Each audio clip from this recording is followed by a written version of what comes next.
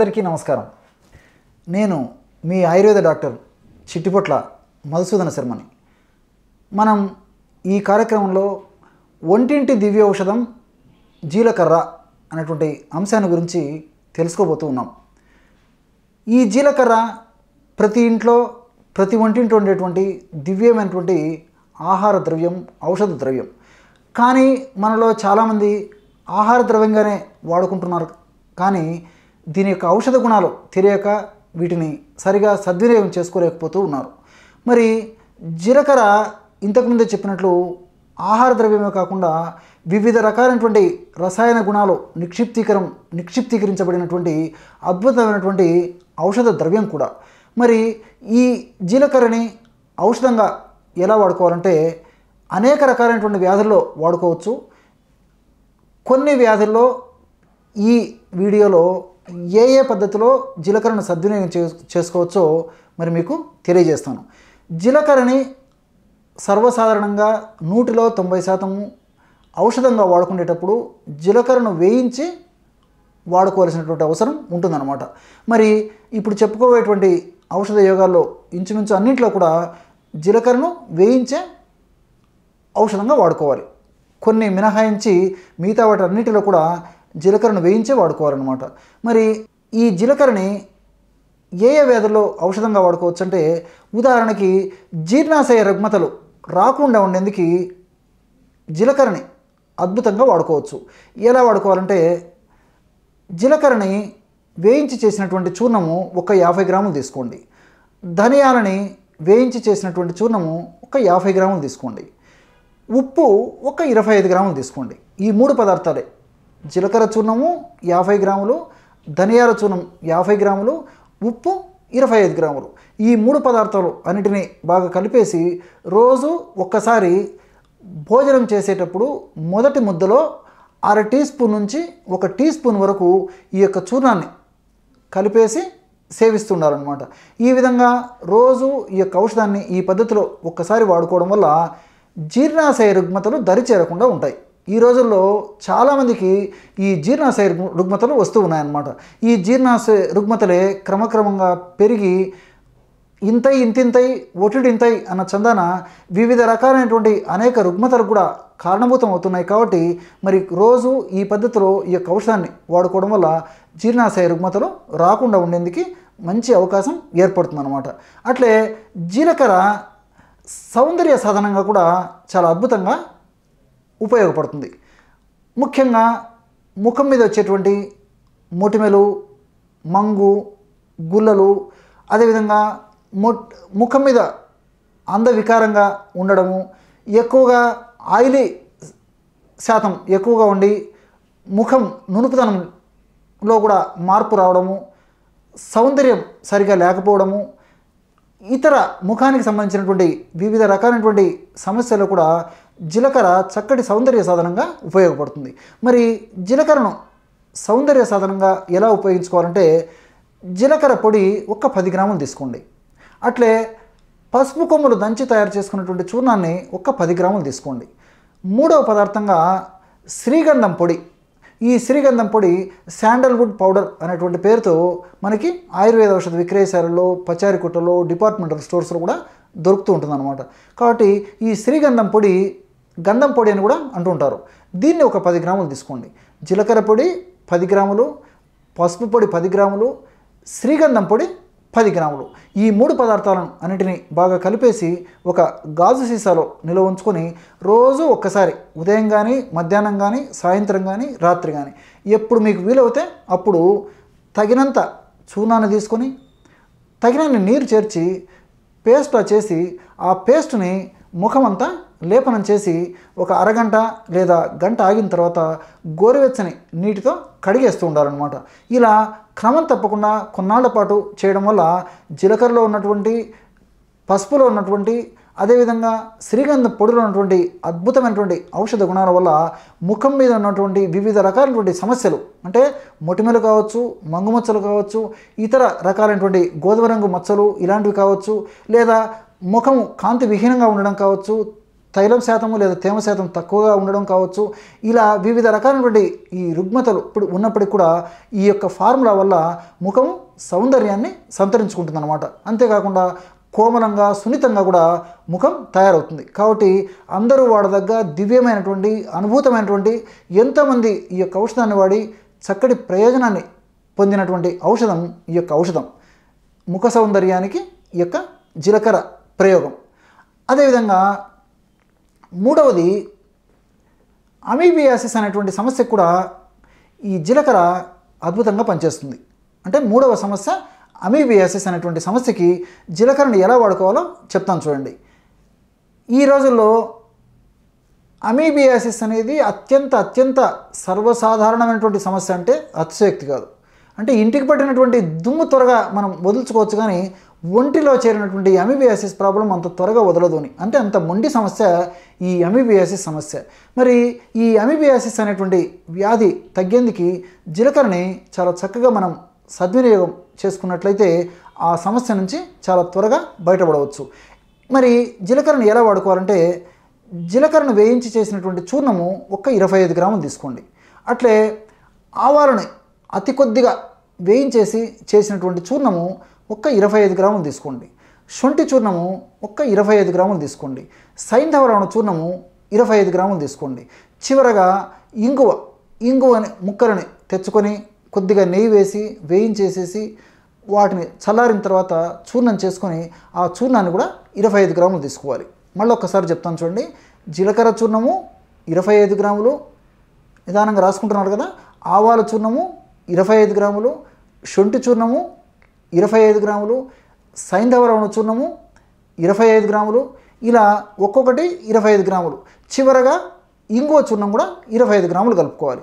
ఈ పదార్థాలు అన్నిటినీ బాగా కలిపేసి ఒక గాజు సీసాలో నిల్వ ఉంచుకొని రోజు ఉదయం ఆహారం తర్వాత ఒకసారి, రాత్రి ఆహారం తర్వాత మరొకసారి ఈ యొక్క ఔషధాన్ని సేవించాలి. ఎలా సేవించాలంటే 100 మిల్లీలీటర్ల తాజా పల్చటి మజ్జిగలో 1 నుంచి 2 గ్రాముల వరకు ఈ యొక్క చూర్ణాన్ని కలిపేసి సేవించాలి. ఇలా క్రమం తప్పకుండా కొన్నాళ్ల పాటు ఈ యొక్క ఔషధాన్ని ఈ పద్ధతిలో వాడుకోవడం వల్ల అమీబియాసిస్ అని చెప్పబడేటువంటి వ్యాధిలో ఉన్నటువంటి లక్షణాలు తగ్గిపోయి ఈ అమీబియాసిస్ అనేటువంటి సమస్య, ఈ యొక్క లక్షణాలు కూడా తరచుగా పునరావృతం కాకుండా, ఇబ్బంది పెట్టకుండా, మనిషికి ఎలాంటి ఇబ్బంది లేకుండా కూడా ఈ యొక్క ఔషధం కాపాడుతూ ఉంటుందన్నమాట.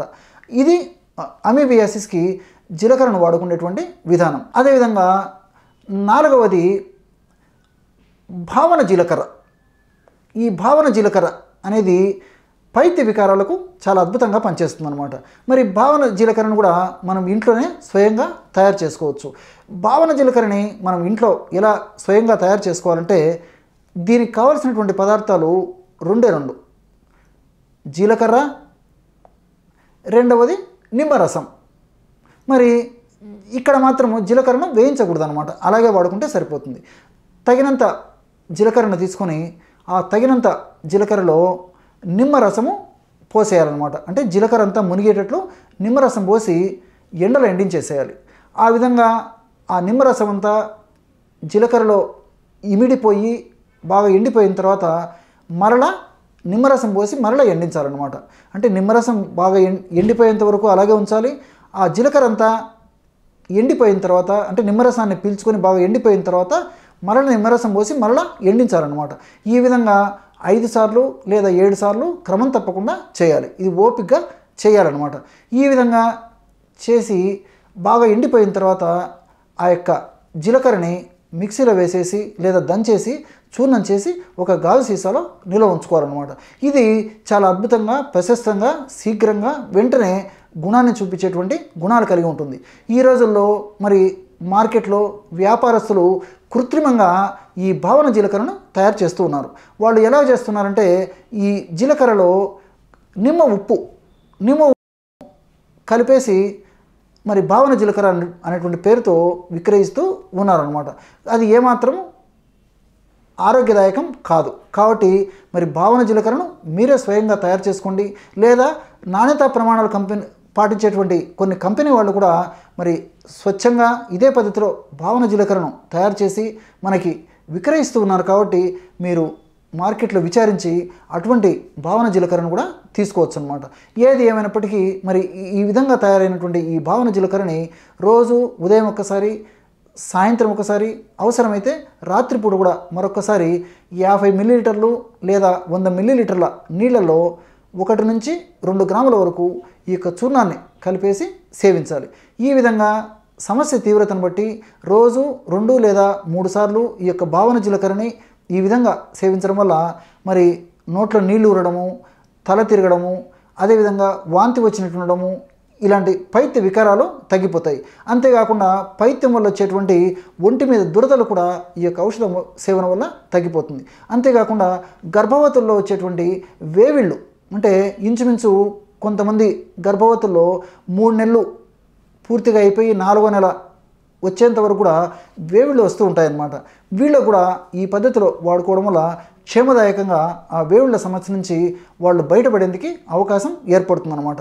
కాబట్టి భావన జీలకర్రను ఈ పద్ధతిలో సద్వినియోగం చేసుకోవడం వల్ల అత్యంత చౌకైనటువంటి ఖర్చుతోనే మెండైన ఆరోగ్యాన్ని మనం పొందినటువంటి వాళ్ళం అవుతామన్నమాట. అలాగే ఈ రోజుల్లో దంత సమస్యలు, చిగుళ్ళ సమస్యలు చాలామందిని వేధిస్తూ, పీడిస్తూ, ఇబ్బంది పెడుతూ రకరకాలైనటువంటి సమస్యలకి గురి చేస్తూ ఉన్నాయన్నమాట. మరి ఈ దంత సమస్యలు, చిగుళ్ళ సమస్యకి జీలకర్రని మనం సద్వినియోగం చేసుకున్నట్లయితే ఆ యొక్క సమస్యల నుంచి బయటపడవచ్చు. మరి ఆ సమస్యకి జీలకర్రని ఎలా సద్వినియోగం చేసుకోవాలంటే ఒక పళ్ళ పొడి తయారు చేసుకొని ఆ యొక్క సమస్యల నుంచి బయటపడవచ్చు. పళ్ళ పొడి ఎలా తయారు చేసుకోవాలంటే దీనికి కావలసినటువంటి పదార్థాలు 3: జీలకర్ర పొడి 50 గ్రాములు, కరక్కాయ పెచ్చుల యొక్క పొడి 50 గ్రాములు, ఉప్పు 25 గ్రాములు. మళ్ళీ చెప్తాను చూడండి. జీలకర్ర యొక్క పొడి 50 గ్రాములు, కరక్కాయల యొక్క చూర్ణం, అంటే కరక్కాయ యొక్క పెచ్చుల యొక్క చూర్ణం 50 గ్రాములు, ఉప్పు 25 గ్రాములు. ఈ 3 పదార్థాలని బాగా కలిపేసి ఒక గాజు సీసాలో నిల్వ ఉంచుకొని రోజు ఒక్కసారి ఈ యొక్క చూర్ణాన్ని దంతధావన చూర్ణంగా ఉపయోగిస్తూ ఉండాలి. దీనివల్ల దంతాలకు సంబంధించినటువంటి సమస్యలు, అంటే దంతాలు కదలికలు ఉండడము, దంతాలు పటిష్టంగా లేకపోవడము, దంతాల మీద గారం ఉండడము, ఇలాంటి దంతాలకు సంబంధించినటువంటి సమస్యలు, అదేవిధంగా చిగుళ్ళకు సంబంధించినటువంటి సమస్యలు, చిగుళ్ళ నుంచి నొప్పి ఉండడము, చిగుళ్ళ నుంచి చీము, రక్తము రావడము, చిగుళ్ళలో ఎక్కువ ఇన్ఫెక్షన్ ఉండడము, చిగుళ్ళు సడలిపోయినట్టు ఉండడము, ఇలాంటి వివిధ రకాలైనటువంటి చిగుళ్ళ సమస్య కూడా ఈ యొక్క ఔషధం చాలా అద్భుతంగా ఉపయోగపడుతుంది అన్నమాట. కాబట్టి జీలకర్ర, అదేవిధంగా కరక్కాయలు, ఉప్పు కలిపి తయారు చేసుకున్నటువంటి ఈ దంతధావన చూర్ణము వివిధ రకాలైనటువంటి దంత, చిగుళ్ళ సమస్యలకి అద్భుతంగా ఉపయోగపడుతుంది. అంతేకాకుండా జీలకర్రని రక్త వృద్ధి కూడా వాడుకోవచ్చు. ఈ రోజుల్లో ముఖ్యంగా భారతీయుల్లో అనీమియా, అంటే రక్తలేమి సమస్య చాలామందిలో ఉంటుందన్నమాట. మరి రక్తం తక్కువగా ఉండడం, అంటే హిమోగ్లోబిన్ శాతం తక్కువగా ఉంటుందన్నమాట. మరి జీలకర్రని పద్ధతి ప్రకారం సద్వినియోగం చేసుకుంటే ఆ హిమోగ్లోబిన్ శాతం చాలా త్వరగా పెరుగుతుంది. మరి జీలకర్రని ఎలా వాడుకోవాలంటే జీలకర్ర చూర్ణము 100 గ్రాములు తీసుకోండి. అట్లే బెల్లం 100 గ్రాములు తీసుకోవాలి. జీలకర్ర చూర్ణం 100 గ్రాములు, బెల్లం 100 గ్రాములు. ఈ 2 పదార్థాలని ఒక రోట్లో వేసేసి బాగా మెత్తగా దంచేసేయండి. 2 కలిసిపోతాయి. అలా వీలు కానటువంటి పక్షంలో మిక్సీలో వేసేసి బాగా కలిపేసేయండి. ఈ విధంగా తయారు చేసుకున్నటువంటి ఈ జీలకర్ర, బెల్లము మిశ్రమాన్ని రోజు ఉదయం ఒకసారి, సాయంత్రం ఒకసారి, రాత్రి ఒకసారి ఒక కుంకుడు గింజ నుంచి గచ్చకాయ ప్రమాణం వరకు, వారి అవసరాన్ని బట్టి కుంకుడు గింజ నుంచి గచ్చకాయ ప్రమాణం వరకు చప్పరించేసి 1 కప్పు పాలు సేవిస్తూ ఉండాలి. ఈ విధంగా క్రమం తప్పకుండా కొన్నాళ్ల పాటు జీలకర్ర, బెల్లము కలిపి తయారు చేసుకున్నటువంటి ఆహార ఔషధాన్ని ఈ పద్ధతిలో పాలు అనుపానంతో సేవిస్తూ ఉండడం వల్ల అతి త్వరలోనే మరి హిమోగ్లోబిన్ శాతం పెరిగి ఆ రక్తలేమి అనేటువంటి సమస్య నుంచి బయటపడతారనమాట. అలాగే ఎంతోమందిని పీడించేటువంటి సమస్య అయినటువంటి మొలల వ్యాధి, దీన్నే అర్సెస్సు, పైల్సు, హేమరాయిడ్సు, ఇలా వివిధ రకాల పేర్లతో పిలుస్తూ ఉంటారనమాట. మరి ఈ మూల వ్యాధి లేదా అర్సెస్సు లేదా పైల్సు లేదా మొలల వ్యాధికి ఈ జీలకర్ర చాలా అద్భుతంగా పనిచేస్తుంది. మరి ఈ సమస్యకి జీలకర్రని ఎలా ఔషధంగా మనం తయారు చేసుకోవాలంటే జీలకర్ర చూర్ణము ఒక 10 గ్రాములు తీసుకోండి. అట్లే వెదురుప్పు అంటే వెదురు బొంగులలో సంచితమైనటువంటి ఒక రకమైనటువంటి తెల్లటి పదార్థాన్ని వెదురు ఉప్పు అంటారనమాట. దీన్ని వంశలోచన, తవక్షిరి అనేటువంటి పేర్లతో కూడా పిలుస్తూ ఉంటారు. ఈ యొక్క ఔషధము ఆయుర్వేద ఔషధ విక్రయశాలలో, పచారీ కొట్టులో సంవత్సరం అంతా కూడా దొరుకుతుంది. వెదురుప్పు అన్న, తవక్షిరి అన్న, వంశలోచన అన్న ఔషధం మాత్రం ఒకటే. ఇది చాలా సులువుగా పౌడర్ అయిపోతుంది అనమాట. ఆ యొక్క చూర్ణాన్ని ఒక 20 గ్రాములు తీసుకోండి. అట్లే పటిక బెల్లం పొడి 30 గ్రాములు తీసుకోండి. జీలకర్ర చూర్ణం 10 గ్రాములు, వెదురుప్పు చూర్ణం 20 గ్రాములు, పటిక బెల్లం పొడి 30 గ్రాములు. ఈ పద్ధతిలో ఈ యొక్క 3 ఔషధాలను బాగా కలిపేసి ఒక గాజు సీసాలో నిల్వ ఉంచుకొని రోజు ఉదయం పరిగడుపున ఒకసారి, అట్లే రాత్రి పడుకునేటప్పుడు మరొకసారి 100 మిల్లీలీటర్ల నీళ్లలో 1/2 టీ స్పూను ఈ యొక్క చూర్ణాన్ని కలిపేసి సేవిస్తూ ఉండాలన్నమాట. ఈ విధంగా కొన్నాళ్ల పాటు ఈ యొక్క ఔషధాన్ని సేవించడం వల్ల ఈ మూల వ్యాధి అనేటువంటి సమస్యలో చాలా చక్కటి పరిష్కారం దొరుకుతుంది. అంతేకాకుండా జీలకర్ర మరెన్నో రకాలైనటువంటి వ్యాధులు కూడా చక్కటి ఔషధంగా పనిచేస్తుంది. ఉదాహరణకి గ్యాస్ట్రిక్ ట్రబుల్ అనేటువంటి సమస్య. ఈ రోజుల్లో 100 మందిని మనం గమనించినట్లయితే 100 మందిలో దాదాపు 70-80% మందిలో ఈ గ్యాస్ట్రిక్ ట్రబుల్ సమస్య ఉందంటే అతిశయోక్తి కాదు. మరి వీళ్ళు జీలకర్రను సద్వినియోగం చేసుకుంటే ఆ సమస్య నుంచి చాలా క్షేమదాయకంగా బయటపడతారు. మరి గ్యాస్ట్రిక్ ట్రబుల్ అనేటువంటి సమస్య ఉన్నప్పుడు జీలకర్రను ఎలా సద్వినియోగం చేసుకోవాలంటే జీలకర్రను దూరగా వేయించి చేసినటువంటి చూర్ణాన్ని ఒక 25 గ్రాములు తీసుకోండి. అట్లే ఉసిరిక పొడి 25 గ్రాములు తీసుకోండి. అట్లే ఎండు గులాబీ రేఖల పొడి ఒక 25 గ్రాములు తీసుకోండి. ఉప్పు ఒక 25 గ్రాములు తీసుకోండి. మళ్ళీ ఒక్కసారి చెప్తాను చూడండి. జీలకర్ర పొడి 25 గ్రాములు, ఉసిరిక పొడి 25 గ్రాములు, ఎండు గులాబీ రేఖల పొడి 25 గ్రాములు. ఈ ఎండు గులాబీ రేఖల పొడి కూడా మనకు మార్కెట్లో ఎండు గులాబీ రేఖలు దొరుకుతాయి, ఎండు గులాబీ రేఖల పొడి కూడా దొరుకుతుంది. లేదంటే గులాబీ పూలు తెచ్చుకొని మరి మనం నీడలో ఆరబెట్టేసేసి ఎండిపోయిన తర్వాత చూర్ణంగా కూడా తయారు చేసుకొని వాడుకోవచ్చు అనమాట. ఈ గులాబీ పూల పొడి ఒక 25 గ్రాములు, ఉప్పు 25 గ్రాములు. ఈ 4 పదార్థాలన్నింటినీ బాగా కలిపేసి ఒక గాజు సీసాలో నిల్వ ఉంచుకొని రోజు ఉదయం ఆహారం తర్వాత, అట్లే రాత్రి ఆహారం తర్వాత ఒక 100 మిల్లీలీటర్ల నీళ్ళల్లో 1/2 టీ స్పూను ఈ యొక్క చూర్ణాన్ని కలిపేసి సేవించాలి. ఈ విధంగా క్రమం తప్పకుండా రోజు 2 సార్లు ఈ పద్ధతిలో ఈ యొక్క ఔషధాన్ని నీళ్ళలో కలిపి వాడుకోవడం వల్ల వివిధ రకాలైనటువంటి గ్యాస్ట్రిక్ ట్రబుల్ సమస్యకు సంబంధించినటువంటి సమస్యలు తగ్గుతాయి. అంటే కడుపులో వికారంగా ఉండడము, వాంతి వచ్చినట్టు ఉండడము, కడుపు నొప్పిగా ఉండడము, విరేచనం సరిగ్గా కాకపోవడము, కడుపు ఉబ్బరంగా ఉండడము, కడుపులో మంటగా ఉండడము, ఇలా వివిధ రకాలైనటువంటి ఈ గ్యాస్ట్రిక్ ట్రబుల్ అనేటువంటి సమస్యకు సంబంధించినటువంటి లక్షణాలు ఈ యొక్క ఔషధం యోగం వల్ల తగ్గిపోతాయి అన్నమాట. మరి ఇక్కడ మీరందరూ కూడా మరొక విషయం కూడా తెలుసుకోవాలి. ఇందులో ఉప్పు అనేటువంటి పదార్థం కలిసింది కాబట్టి బీపీ వ్యాధిగ్రస్తులు, మరి అధికంగా బరువు ఉన్నటువంటి వాళ్ళు, ఇలాంటి వాళ్ళు 25 గ్రాములు కాకుండా ఒక 10 గ్రాములు ఉప్పు కలుపుకుంటే సరిపోతుంది. మిగతా వాళ్ళందరూ సర్వసాధారణంగా ఆ ఫార్ములాలో నేను చెప్పినట్లే 25 గ్రాములు వేసుకుంటే సరిపోతుంది అనమాట. కాబట్టి పరిస్థితిని బట్టి మరి ఉప్పును మీ యొక్క శరీర తత్వాన్ని అనుసరించుకొని నిర్ణయించుకొని ఆ ఉప్పు కూడా కలుపుకొని ఈ పద్ధతిలో ఔషధాన్ని తయారు చేసుకొని గ్యాస్ట్రిక్ ట్రబుల్ అనేటువంటి సమస్య నుంచి బయటపడవచ్చు.